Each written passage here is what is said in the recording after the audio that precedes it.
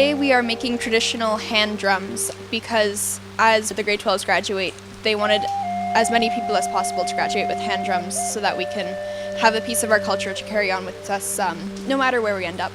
The drum has played a big role in my personal well-being. It's brought me to many places, opened so many doors and opportunities for myself, and it played a really important role of kind of like my own personal growth, of finding out who I am as an Indigenous person.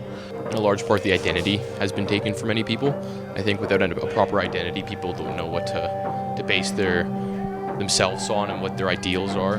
I think that when identities are taken away from people, like their culture, that they're not sure how to properly put themselves into the world. So I think doing things like this helps bring the identity back for many people. By reconnecting, it's going to help them discover who they are, and it's going to make them feel proud and happy as an Indigenous person, right?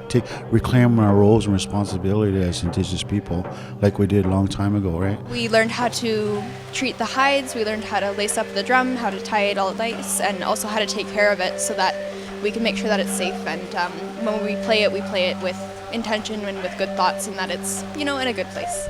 Sharing the teachings, the protocols, adequate responsibilities of caring for a sacred item, so that's what we're learning here today. And so they're assembling their very first drum today.